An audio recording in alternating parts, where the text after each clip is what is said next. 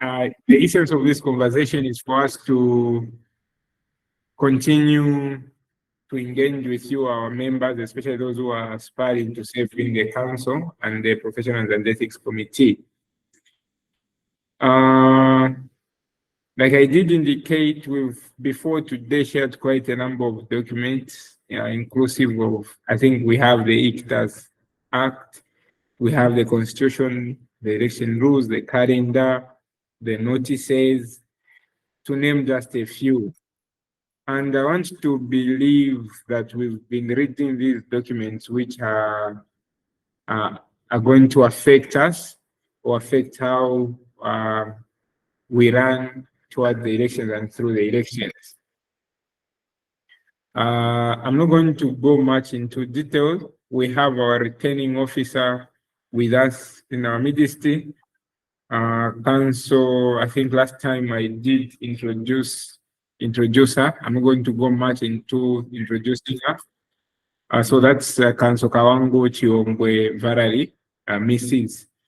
And allow me to hand over to her. But of course, as she runs us through, where need be, if the question needs to be taken by the secretariat, I will come in. I will also assist her to take questions. But of course, in her capacity as returning officer representing the electoral committee of the ICTAZ, she will run us through some of the expectations. Council, over to you. Thank you, Mr. Selabwe. Good evening, everybody. Can you hear me clearly?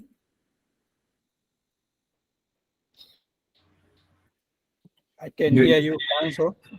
All right, thank you so much. So as earlier introduced, my name is Valerie Kawangu Chiyombwe. I'm the returning officer. For the purpose of the upcoming election, I'm chairing the Electoral Committee. I'm a member of LAZ, and I'm very privileged to handle this very important role. And I'm so glad that everybody is supporting me from the team, and then also Secretariat has offered its support in the last couple of months. So without further ado, let me share my screen so that we can begin.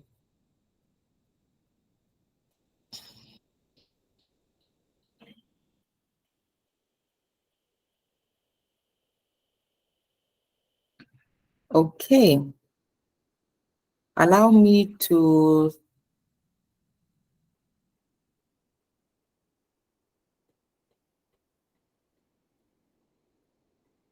switch off my video so that I can just go with my audio. Okay, can you see the screen?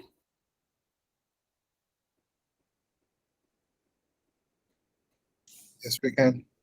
All right, thank you so much.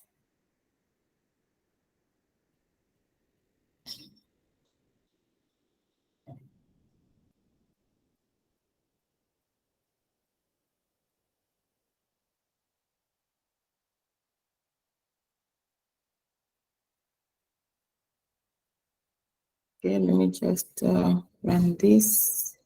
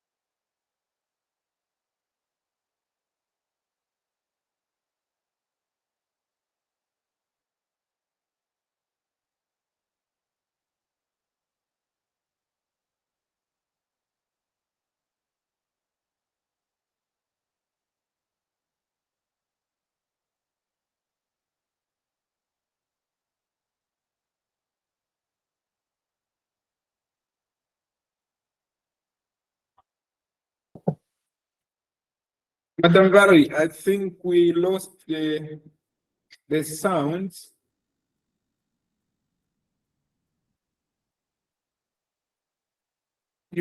I think you're on mute.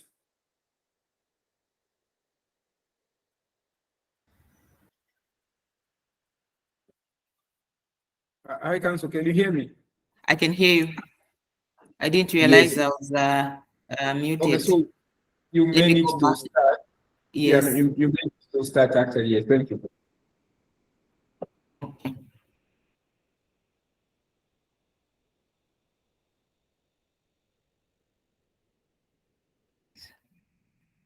Can you see the contents table?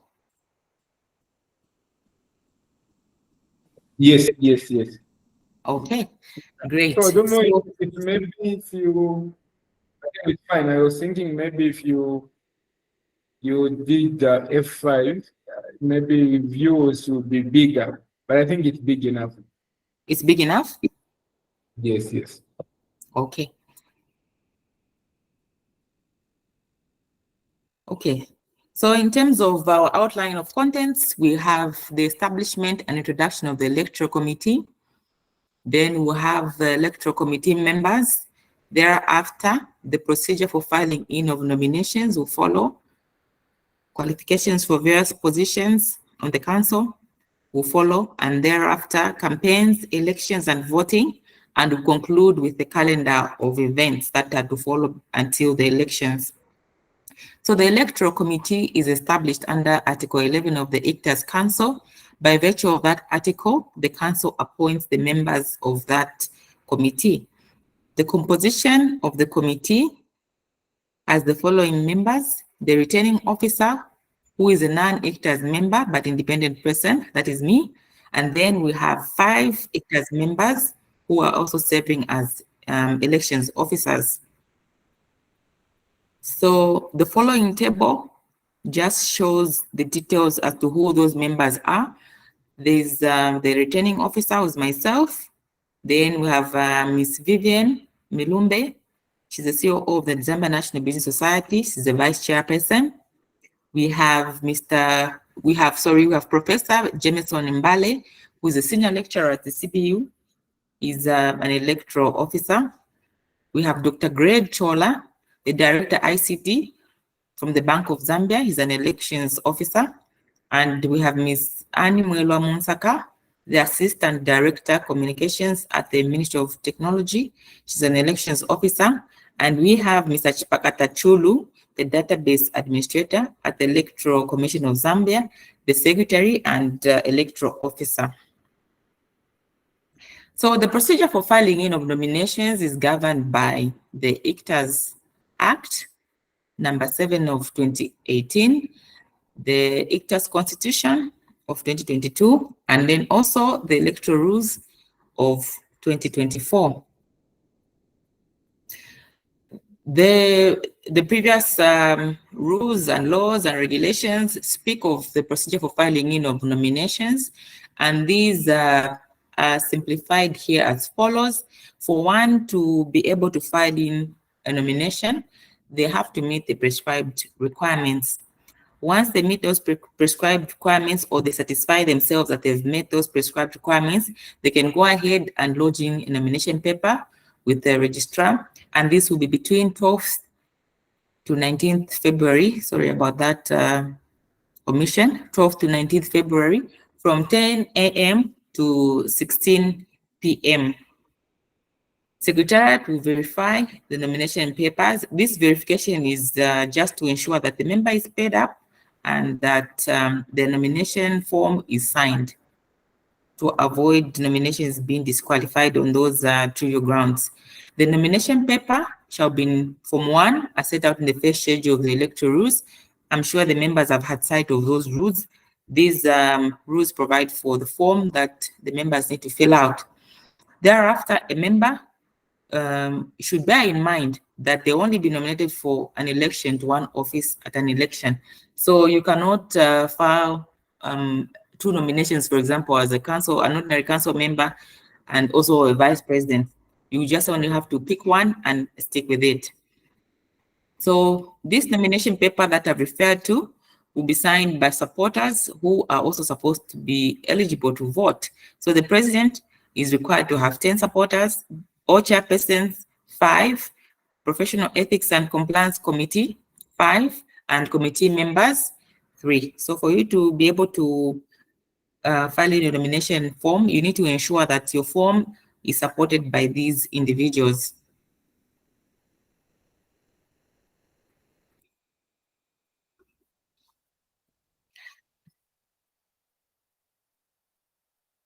So once you fill out your form, and before you put the nomination form in the box that will be assigned for that purpose, you need to bear in mind the following, that you need to pay nomination fees as follows.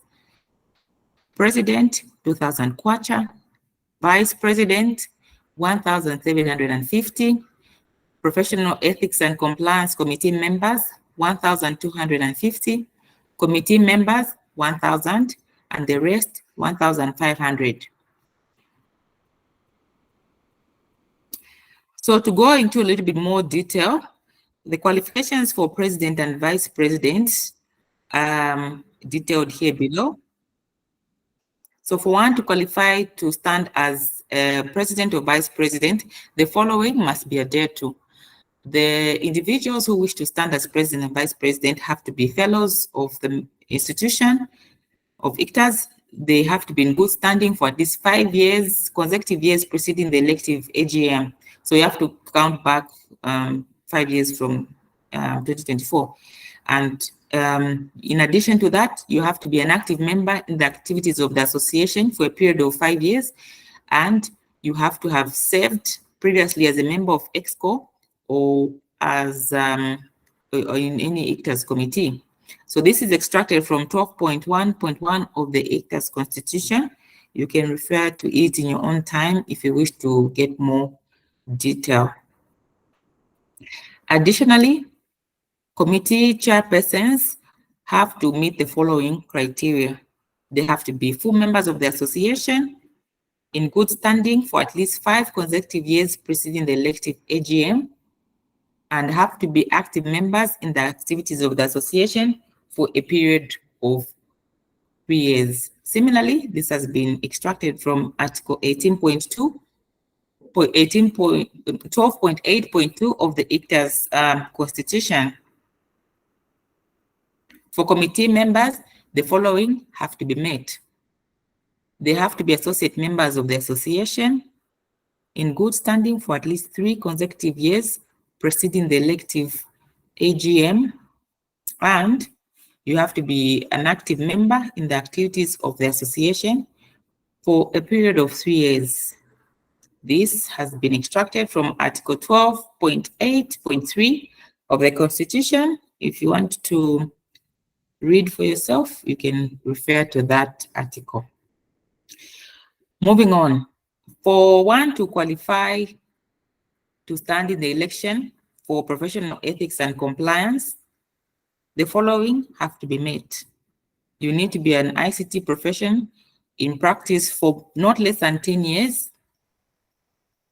1 member of which shall be from the public practice and 1 from the corporate membership elected by the members at the annual general meeting of the association.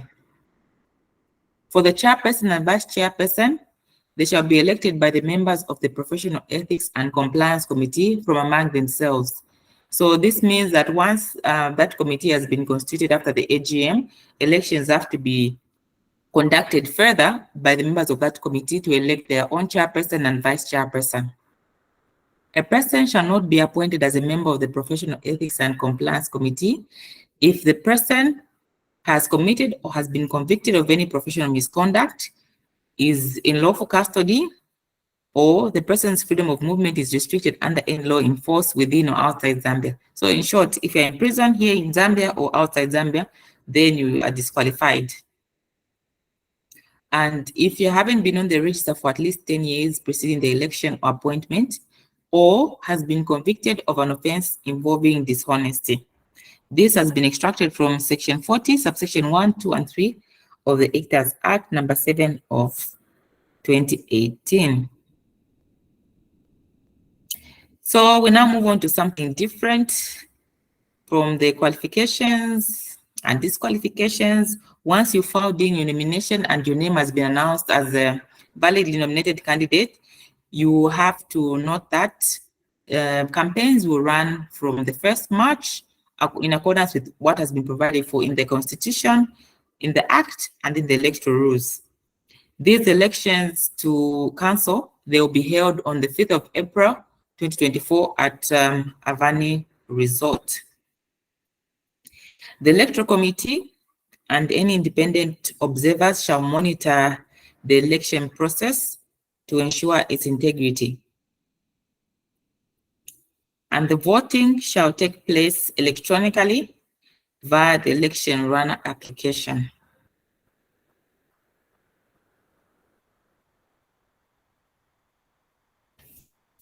So the calendar speaks to what I've spoken about. That is the period for filing of nominations. Publication of validly nominated candidates will be on the 22nd of February 2024. Thereafter, the campaign period will be launched. And once it has been launched, the official campaigns will now begin on the 4th of March. On the 6th of March, we'll publish the provisional voter register, which will indicate the members who are duly registered for election. After that, we'll run a dummy election using the voting platform that we would have come up with at that time. And thereafter, they'll be voting. So between 4th of March and 4th of April, there will be campaigns and many other things will be taking place to ensure that the elections are run smoothly. Thank you very much. We are now open for Q&A.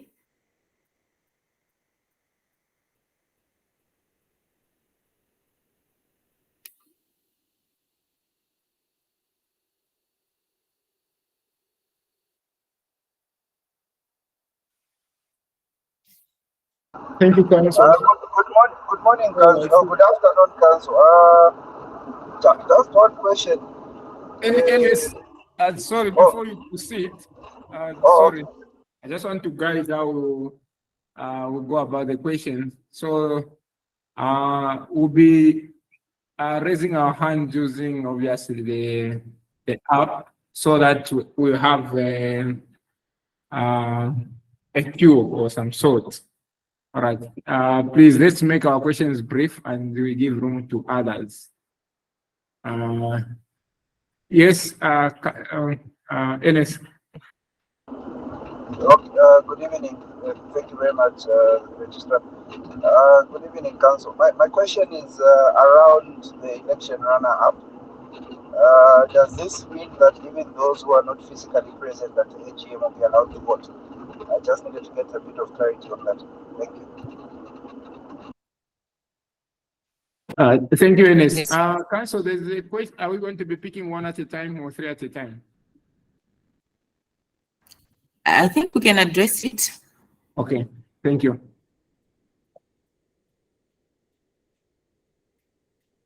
Yes, Mr. Chisulo, for as long as this person has registered to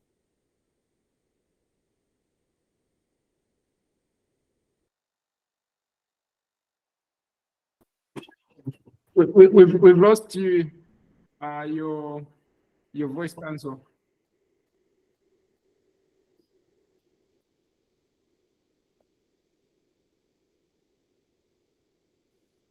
Council, are you still there? Can you hear me now? We lost your sound. Yes, we can hear you. Yes, thank you. Can you hear me? For as long as this person has followed all the requirements, if they're registered for the AGM and they're registered to vote, they'll be issued credentials and they'll be able to vote from wherever they will be.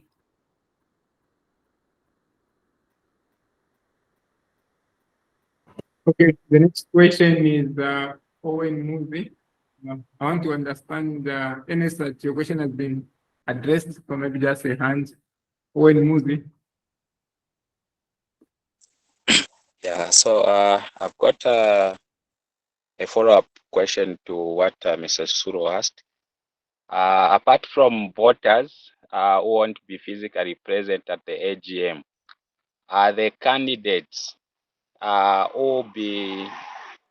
or their nomination will be successful and maybe due to some technical challenges or some funding from their institution failed to make it to the AGM, can they be allowed to be voted in to be voted for in their presence, in their absence? And then another question is, there are some concerns that have been raised where there's a delay from the institution providing pro forma invoice so that people can pay up quickly for the membership and subscription. So they're thinking maybe it's a technical issue to maybe hinder those who would want to stand. So we request the institution to quickly issue out those invoices to the institution so that they can pay up the subscription. And also, if people fail to come, but the nomination and everything, the criteria was met, can that candidate be voted for, or by virtue of being present, absent, you fall off from being elected? Yeah.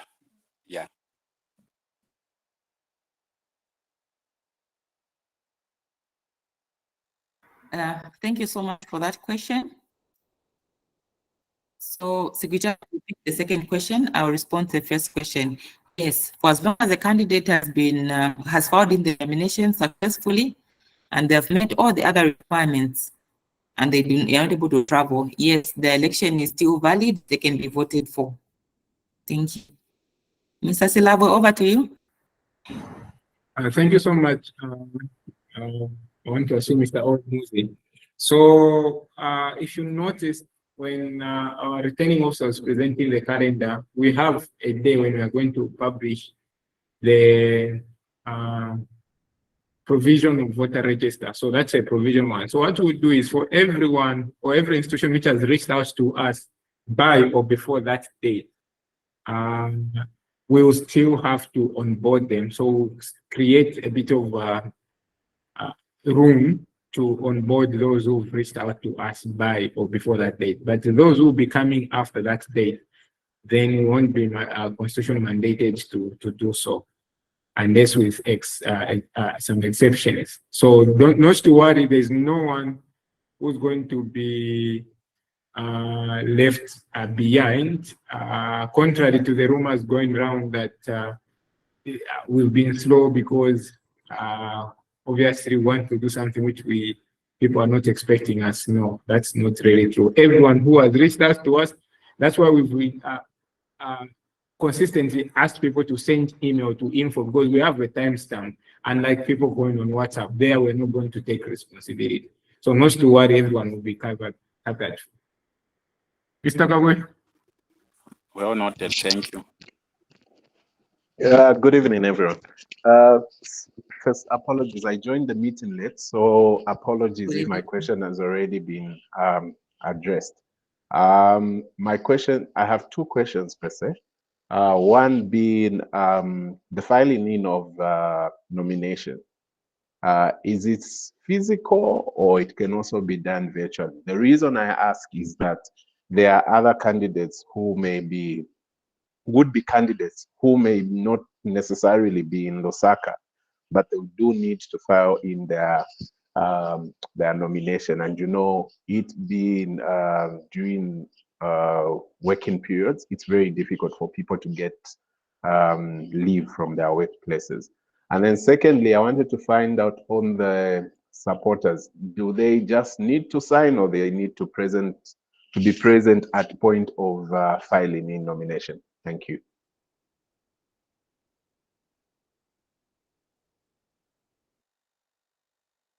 Thank you for the question. So the supporters need not come. Let me address that part first. Supporters need not come. Their signature and details are enough, because those can easily be verified from the system. Nominations will be filed physically at the Secretariat.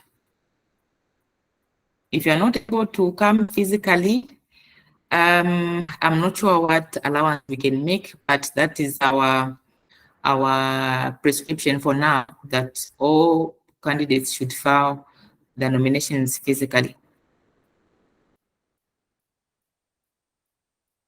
Thank you. Before we pick the next question, there's a question on the chat where. Sorry, CEO. Oh, no problem. Yeah. Thank you so much for the answer. I really appreciate. I think also maybe just an appeal. We may need to look at how we address the aspect of people would-be candidates that are working maybe in Solwezi or working in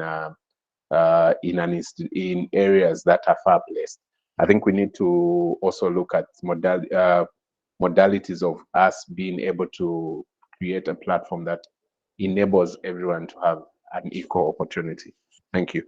Because it's not everyone who's in Lusaka. We need to put that into consideration. Thank you. Thank you. That's very well noted. We'll table it. Thank you so much. Before I pick a question from the next person who raised, I think we had this question in Kam area. There's a question where from Mlengas Changa, where they're asking the details shared in this presentation can be made available on our digital communication channels, ETC website, WhatsApp, etc. I don't know if maybe I can pick that question from Secretary's perspective.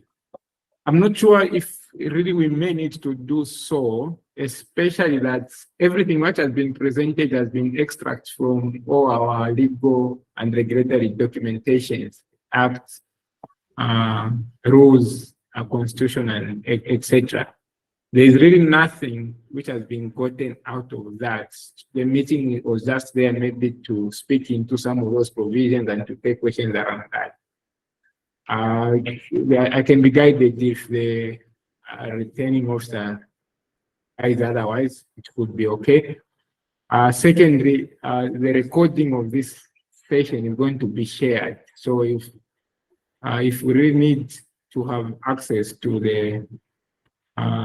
the slides, I think they can be accessed via the recording of this session. Then there was a question returning officer to as in when do the payment of the nomination fees be made? Maybe I can also help in this question from the administrative aspect. So legally, a payment is recognized when either the money has exchanged hands and the receipt issued, or the money is deposited in the bank. But I think on this part, we need to be fair with each other. So a transfer could be made, cash, we will make provisions to receive cash transfers, and also maybe one goes direct and deposit in the bank. But should someone make a transfer, we are only going to receive upon confirmation that the money has been received. So if someone makes a transfer on the last day of nominations and sends us a POP and the money has not reflected in our account, sorry to say this, we will not issue a receipt. We can only issue a receipt upon confirming that the money has reflected in the account. So if we want to do transfers, those where we know which position wants to vie for, we can start making transfers in good time so that we get the receipt in good time and we use the receipt as supporting documentation when filing in the nomination. Otherwise, we'll be able to receive cash on that day and give you a receipt. I hope you can be assisted with on that aspect from Secretary's perspective. So moving on to the questions. Mr. Slavo, I just wanted to amplify on that. That is the whole purpose of this meeting that we're having, the webinar, so that we highlight some of these things to enable you plan your affairs in advance, so that you don't end up doing things at the last minute. And as regards the presentation, We have sent out a couple of circulars in the last couple of days, and those circulars talk about some of the things that we're talking about, actually all of the things in terms of qualification criteria, etc. So this is, it was just meant for this purpose. So please refer to those circulars that we issued in the past couple of days for requirements, etc. Thank you. Thank you, Council. Mr. Adinani Smutanda.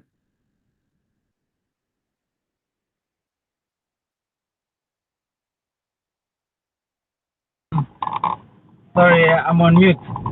Yeah, thank you so much for the opportunity, though I'm on the road. But I think you've responded to most of the questions that I wanted to ask regarding, I think, sharing of the recording as well as the questions that have been asked, so that at least everyone has got an opportunity to read in the event that they don't make it on the platform.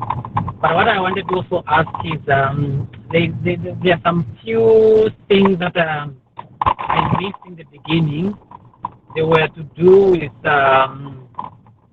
if an individual or if a person has paid in and everything for the ICTAZ license and the like, and then they fail to make it at the AGM, do they participate in the voting or not?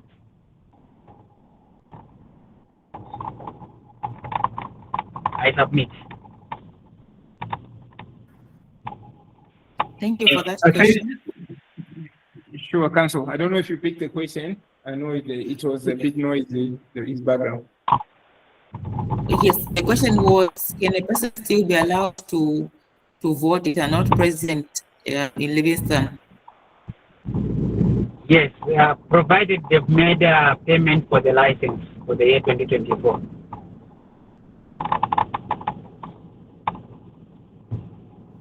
So the requirements are in the rules. Like I mentioned, I think we tackled this question. You have paid for your license and you've registered for the AGM and have been issued with credentials. Then you could vote.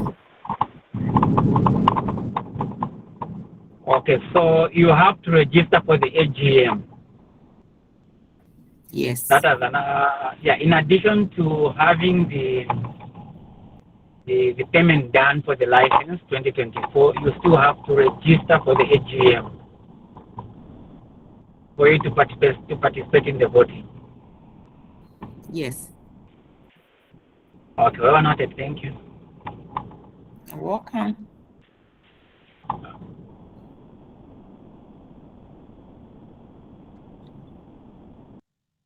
Do we have more questions? I can see we don't have a hand pending, or let me check on the north side.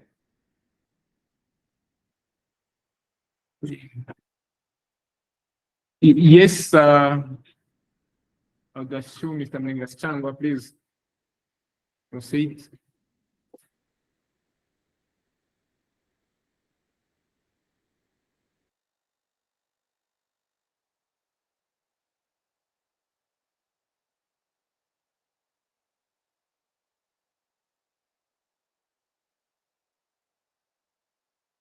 Mr. Changwa, do you still have a question?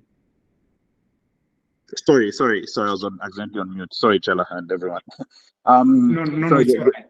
Yeah, the question I was going to ask is around the eligibility of those who are casting votes, virtually or otherwise. There's this aspect of good standing. Is the good standing reflective of, let's say, for the past year, or is it just as long as I've got an active membership and registered for the AGM, then I automatically become eligible to vote? I submit.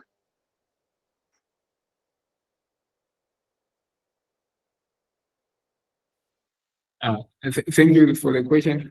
Council, did you pick the question?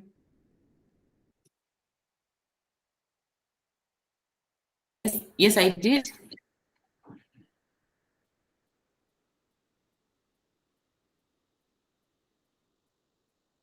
So I'll refer you to your definition of good standing. You need to be fully paid up. You need to have complied with everything that is required of you in the elections. And then also, you don't have to be under any form of disciplinary censure.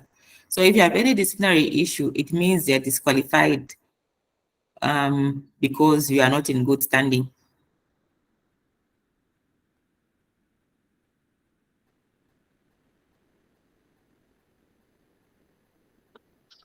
Thank you, Council. I was just clarifying, just to.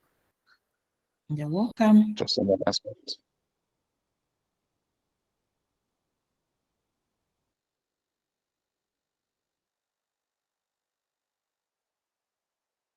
Any other questions?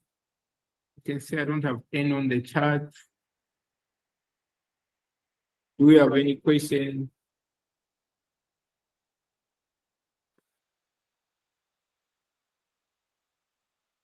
Okay. Maybe we seem to be doing good with time. This is 6:38. Council, I'm not sure if we could close or we give 2 minutes in case someone has got a question before we close. I've seen a hand. I'm not sure if it's an odd hand. Sorry, I actually had just one additional question. With regards to the campaigns, will there be rules to restrict them being done over the channels of the association, such as the WhatsApp group and website or anything else, just to allow for, I guess, independence? Or will there be a final nomination list, I guess, shared by the official channels? Because we just don't want, I'm just wondering if there's going to be the flood of messages on the WhatsApp channel with regards to campaigns. That is my question. I submit. So campaigns using the official platforms will not be allowed. You can do it on your own platforms, but not the ICTAZ platforms, because there'll be another flood of messages, and it'll be difficult to keep up for Secretariat. If in case we ask Secretariat to share something with you, it will be difficult for the members to differentiate. So we've decided that there will be no campaign messages allowed on the official platforms. Thank you.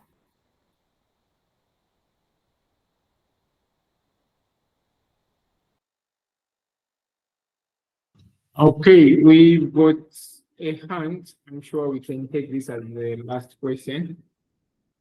Mr. Sintanda. Thank you, Chair. I'm just responding to the recent response regarding posting on the social groups, WhatsApp and Telegram and all those things regarding the campaigns. I want to find out how we are going to achieve that, because I can, for example, be the first one to publish my campaign on the platform, maybe for an hour, and then people will see me. The next time my other colleague will want to do that, maybe you may delete or you may block them and the like, but I would have already gotten an advantage. So how are you going to make sure that no one posts anything on the group at that particular time? Because I mean, we're thousands. I can share this maybe through another friend of mine. You might know that, okay, Rinani wants to stand, so you block it. But I may share the same to another candidate who is not even maybe well known in the group. So how are you going to achieve that? Thank you for that question. I'll ask Registrar to respond, as this is a Secretariat question. Thank you so much for that important question, and actually it's very valid, because the individual person may not post per se, but someone else. I think from Secretariat's perspective, we are going to try and use the choose a variable. We see if we, for the period of the elections, we could maybe block people from posting on the groups apart from approved posts from Secretariat, because the whole essence is that if we are going to be flooded with campaigns, then important post notification building up to these events will be affected badly, and we may, like you said, the other people may have unfair advantage. So I think in the mornings of today, a communication was shared by my compliance and communications officer in regard of how we are changing the in responding to our communication strategy and how we're going to start managing our social media platforms. In fact, within the same period, we've got so many paid up members who are not even on the group because it's full. So very soon we'll actually start removing some people, all those who are not paid up, and only allow those who are paid up, in line with bringing a bit of, I don't know if I can be allowed to use this word, a bit of control on what we do. So yes, we are going to try and use the tools available to restrict just the posting of things on our groups for this period. But the concern is very well noted and very valid. Mr. Chiaba, we picked the last question. Maybe yours will be the... Yes, okay. No, thank you very much. I think mine is just a suggestion. So I was thinking if the candidate has come up with a profile, maybe you can allow each candidate to post a profile and either in PDF or Word in each of the WhatsApp group for ICTAZ. Then that way it would be good so that all the people are aware of the candidate who are standing and their profiles. Then after that you can close. Because yeah, it's difficult, I think, to find the platform where you can address most of the members. So most of the members are either on Telegram or WhatsApp. That's why you can sell yourself. So as soon as you are restricted, but if someone has a profile, yeah, you can allow, okay, you share your profile, that's it, but not start campaigning. That one is appropriate, but looking at how to get to the voters during the campaign period, it's imperative that the Secretariat allows people submit the profiles to Secretariat, then Secretariat publish as they are publishing the valid nominated names and their alongside their profiles. Thank you for that suggestion. We'll consider it. Okay.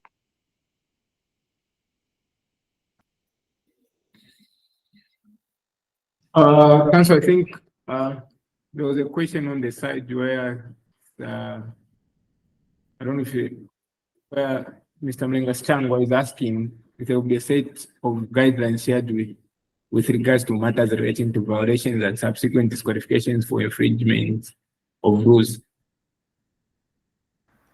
Yes, well, we plan to have additional webinars after nominations have been successfully found, either webinars or we'll do write-up and share with the members. So in addition to that, I just wanted to share something which is not here, but which will come later on, that all potential candidates to bear in mind that your constitution and also the electoral rules provides that during the AGM, when we now move to the elections part, you'll be given 5 minutes maximum to make your case known to your members. So you'll be able to campaign within 5 minutes. So it's a requirement in the constitution that you do that. So I just want you to bear that in mind as well as you prepare.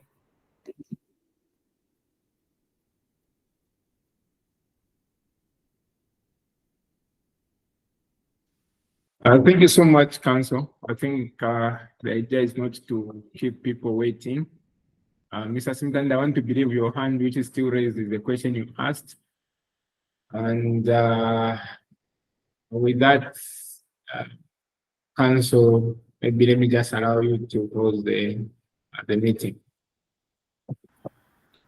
Thank you, Mr. Silabwe, and thank you so much for sparing at least 1 hour of your time after work. I know everybody has got many other important things to do, but this also shows how you attach importance to the activities of association, which is commendable. Thank you so much for all the questions, the suggestions. We'll take that into consideration and it will inform our decisions going forward. Thank you so much and enjoy the rest of the evening. Thank you. Thank you, Council. Thank you, Reg. Thank you so much, and all the best, everyone. Thank you. Thank you.